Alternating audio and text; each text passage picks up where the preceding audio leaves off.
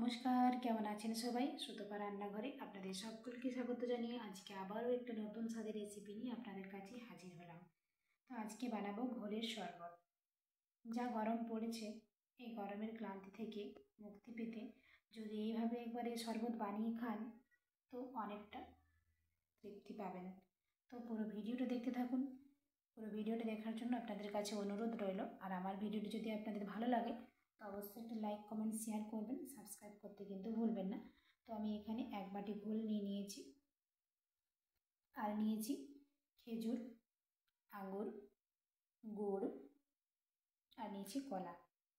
তো আপনারা চাইলে আর অন্যান্য ফলও দিতে পারেন। আমার কাছে যে ফলগুলো ছিল আমি এগুলো দিয়েই আজকে বানিয়ে নিচ্ছি। তো আপনারা চাইলে আর অন্যান্য ফলও দিতে পারেন। তো চলুন দেখতে থাকুন আমি কিভাবে এই শরবতটা বানাচ্ছি। খেতে কিন্তু দুর্দান্ত স্বাদের হয়। আর ঝটপট বাড়িতে বানিয়ে ফেলুন একবার এই গরমের থেকে মুক্তি পেতে। তো আমি মিক্সি জার নিয়েছি, এর মধ্যে দিয়ে দিলাম এই ঘোলটা। এটাকে আমি ফ্রিজে রেখেছিলাম 1 ঘন্টার মতো, ঠান্ডা আছে।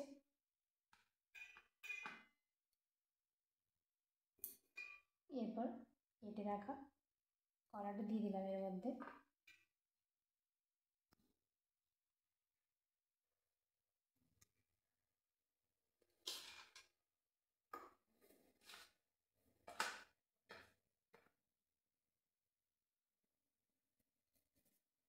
তো এরপর এটাকে ভালোভাবে পেস্ট করে নেব। আর একবার সমস্ত উপকরণগুলো একসঙ্গে মিশিয়ে নেব। এই দেখুন, ঢাকনা দিয়ে ঢেকে দিলাম। তো দেখুন সমস্ত উপকরণগুলো দিয়ে আমি ভালোভাবে একটা পেস্ট বানিয়ে নিয়েছি। এরপর আমি একটা গ্লাসের মধ্যে এটাকে ঢেলে দেব।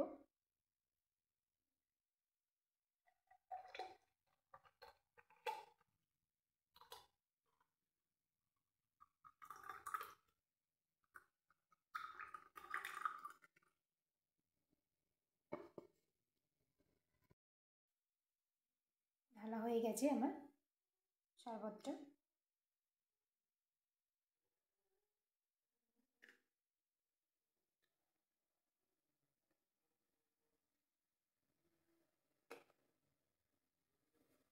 অল্প একটু আমড়ের কুচি দিয়ে দিয়েছি উপরে। খেতে কিন্তু খুবই টেস্টি হয়। তো ঝটপট বানিয়ে ফেলুন এই রেসিপিটা। আজকের ভিডিওটা এখানেই শেষ করছি। সবাই ভালো থাকবেন, সুস্থ থাকবেন, সাবধানে থাকবেন। আর কেমন হয়েছে অবশ্যই একটা কমেন্টে জানাবেন। আর যদি ভালো লাগে তো অবশ্যই আমার চ্যানেলটি একটি সাবস্ক্রাইব করে পাশে থাকবেন। ধন্যবাদ।